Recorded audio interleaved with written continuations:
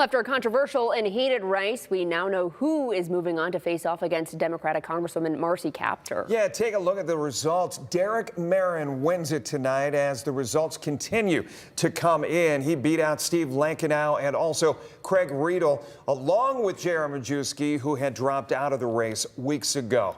Megan Hartnett just spoke with Marin as he celebrates with his friends and family. Megan, what's it looking like inside there? Well, the energy is starting to calm down, but when the race was called, energy was really high here. According to the Associated Press, Marin currently has over 50% of the reported votes. His opponents were Craig Riedel and Steve Lankinow. Marin's campaign was put together in only 3 months because he said he felt the need to step up. And so many people are so tired of the status quo. They want change. They want new leadership. And I decided to step up to the plate and give people an opportunity for that new leadership. We've had the same Congresswoman for over 40 years, and our founding fathers never intended for people to sit in Congress for that long. And we're going to have a campaign in November that is a clear contrast between myself and where Marcy Kaptur stands on policy. We will to return the power. We had a bigger win than we expected. But we had so many people involved in our campaign that believe. Marin is now planning to work towards that November election against Marcy Kaptur. Kaptur is currently serving her 21st consecutive term. Reporting in Lucas County, Megan Hartnett, WTOL 11.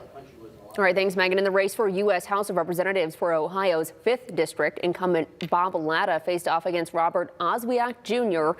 This one was called early for Latta. He's held the seat since 2007. This coming in 83% for Latta, just 17% for Oswiak Jr. He will face Democratic Keith Mundy in November.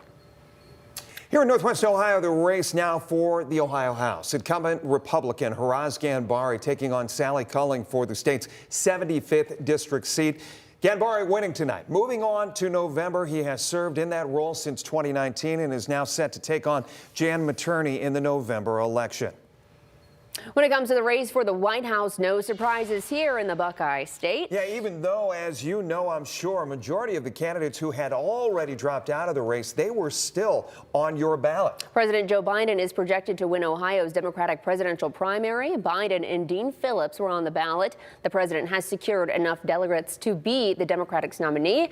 Biden coming in with 87% of votes. Now, on the other side of the aisle, former President Trump is the projected winner here in Ohio, and he has surpassed the 1,215 delegate threshold needed to win the nomination.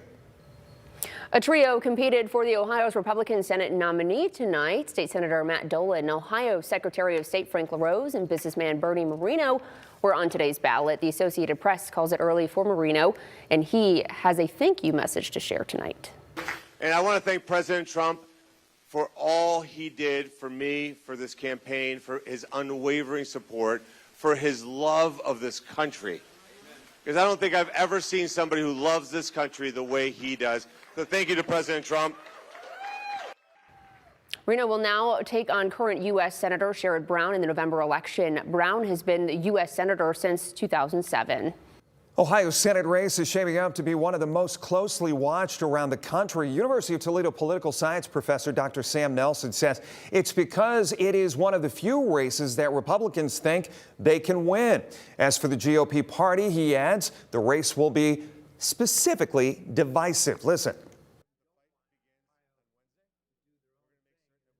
The really contentious Republican primary isn't great for Republicans in that whoever wins really is going to have to establish some unity in the party, bring in the people who voted against him, bring in the people who were, dead set against him in some cases, and get them on board for the race, because Sherrod Brown's a tough guy to beat. He's won 3 times already. Dr. Nelson says Ohio's District 9 race could decide control of the Senate, and for that reason, candidates will give it a lot of attention.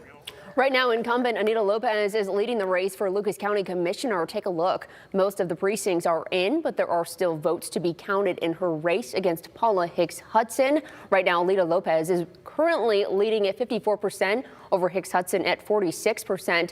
Michael Sandlin joins us from the Lucas County Board of Elections, where the final votes are being tallied. Michael, what can you tell us? Kaylee, the race hasn't been called yet, but we are in the home stretch. As you've mentioned, 90% of the results are in, and this is the end of a neck-and-neck election that's been happening all night.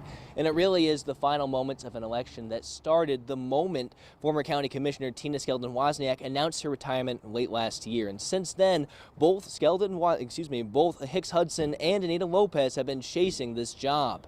And they both carry decades of public experience. Hicks Hudson is a former mayor, city council person, and current state senator, and Lopez served as the county auditor for years until she was appointed to the county commissioner seat in January by the Lucas County Democrats. But now this is the first time the public gets a say in who holds the seat.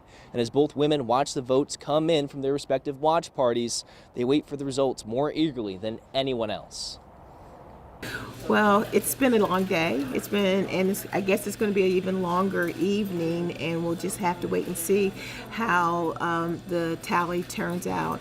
I'm hoping, of course, to be in the winning column. Hang tight. I believe the results are going to come in, and we're going to be on top. It's going to be a close election, and I'm grateful for all the support. And I can't wait to wake up in the morning and continue my service in Lucas County.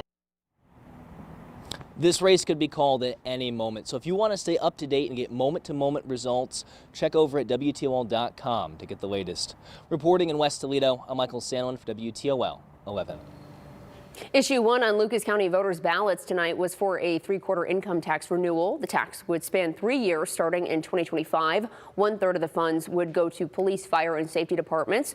1/3 would go to the general fund, and 1/3 would go to support the Toledo City Council and the mayor. Right now, 60% of votes are at yes, 40% are at no. This is reporting 0%. So this is just for early voting, so we are expecting those numbers to change.